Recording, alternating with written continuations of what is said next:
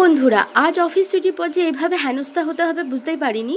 এতটা বৃষ্টি হয়েছে, আসলে অফিসের ভেতর থেকে না বোঝা যায় না বৃষ্টি হলে, বাইরে যে এত বৃষ্টি হয়েছে। তো যাই হোক, ছুটির পর আমরা সবাই বেরিয়ে গেছিলাম। বেরোতেই দেখি রাস্তায় পুরো জল জমে, তো লন্ডন হয়ে গেছে। আসলে এটা সেক্টর 5, আমার অফিসের সামনের রাস্তাটা। আর এতটা জল জমেছে এক হাঁটু, যে সেখান থেকে পার হওয়া সম্ভব না। আর দেখতে পাচ্ছ যে রাস্তার ওপারে ওদিক থেকে আমাকে কিন্তু বাস ধরতে হয়, মানে ওই রুট থেকে আমাকে যেতে হবে বিধাননগরে। কিন্তু এই দিকটা উঁচু হওয়া সত্ত্বেও এতটা জল জমেছে, তাহলে বুঝতে পারছো ওই দিকটা কতটা জল জমেছে। ওদিকটা মোটামুটি এক হাঁটু পর্যন্ত, হাঁটুর ওপরে জল জমে গেছে। আর এই দিকটাই তো জল জমেই আছে। আর আমি আজকে বেচারা শু পরে এসেছিলাম, আমি কিভাবে যাব বুঝতেই পারছিলাম না। দেখেছো জলের স্রোত দিচ্ছে কিভাবে, আমি কিছুতেই বুঝতে পারছিলাম না আমি বাড়ি ফিরবো কিভাবে। আর আমার মতো প্রত্যেকেরই অবস্থা হয়েছিল। তবুও ভালো যে আমার কাছে ছাতা ছিল, অনেকে তো ছাতাও আনেনি। যাই হোক, আমি একজন ছাতার তলায় লিফট দিলাম। এবার আমি কিভাবে ফিরবো এই ভাবতে ভাবতে তো মাথা খারাপ হয়ে গেল। চারিদিকে জলে থই থই করছে। তো লন্ডনে চলে এসেছি, আর এই যে দেখতে পাচ্ছ এটা কিন্তু আমার অফিস। খুব সুন্দর লাগছিল বৃষ্টি ভেজা অফিসটা। তারপর আমি যাই হোক বুঝতে না পেরে হেঁটেই চললাম, যেহেতু এই সাইডটা একটু উঁচু ছিল বাঁধানো, আমি এটা বরাবর হেঁটে যেতে থাকলাম, যে কোথাও গিয়ে হয়তো জল কম থাকলে ওপারে যেতে পারবো। কিন্তু দুঃখের বিষয়, আমি অনেকটা চলে যাওয়ার পরেও, প্রায় 10 মিনিট হাঁটার পরেও কিন্তু আমি সেরকম জায়গা পেলাম না যে আমি রাস্তার ওপারে যেতে পারি। ফাইনালি আমি বুঝতেই পারছি না কি করা উচিত, আমি বাড়িটা ফিরবো কিভাবে। তো বাসে তো আর ফেরা হলো না, এরপর ডিসাইড করলাম চলো তাহলে মেট্রো করেই যাওয়া যাক। কারণ মেট্রো করে গেলে আমাকে রাস্তার ওপারে যেতে হবে না, এপার থেকেই হেঁটে আমি সেক্টর 5-এর মেট্রোতে কিন্তু যেতে পারবো। তো যাই হোক, একা ছাতা নিয়ে হাঁটতে থাকলাম। আর খুব ভালো ছিল কি, আমার এই ছাতাটা না খুব বড় ছিল।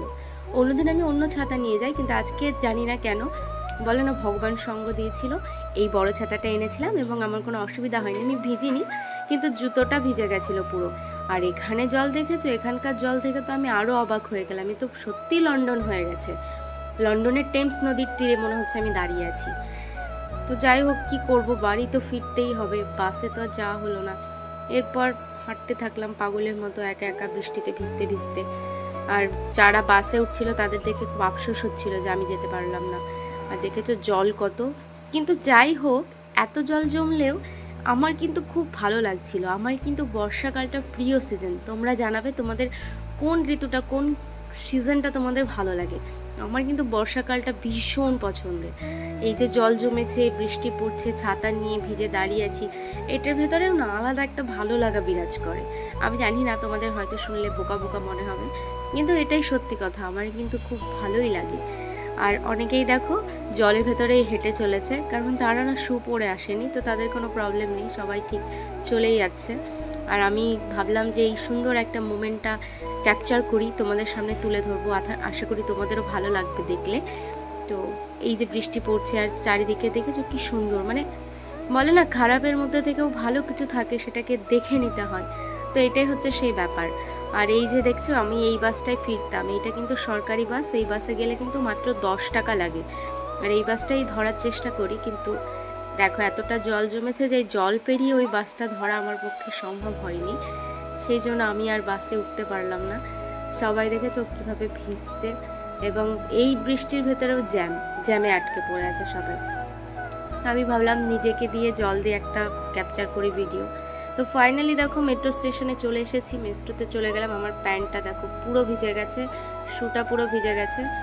এরপর মেট্রোতে গিয়ে টিকিট কেটে আবার একটা যুদ্ধ জায়গা ধরার, কিন্তু ফাইনালি কিন্তু আমি জায়গা পেয়ে গেছিলাম। যতই ভিড় থাক মেট্রোতে কিন্তু আমি জায়গা ধরবই। আর লাস্টে দেখো আমরা শিয়ালদা চলে এসেছি। আর দেখেছো এসকেলেটারে কত ভিড়, কিন্তু পাশেই সিঁড়ি আছে, সিঁড়িতে কিন্তু কেউ নেই। যত ভিড় এসকেলেটারে, একটা খারাপ হয়েছে একটা ভালো আছে, কিন্তু সেই একটাতেই ভিড়। বলে না জীবনে কঠিন রাস্তায় তুমি যাবে, দেখবে তোমার সঙ্গ কেউ দেবে না, কিন্তু সোজা পথে প্রচুর ভিড়। তো এই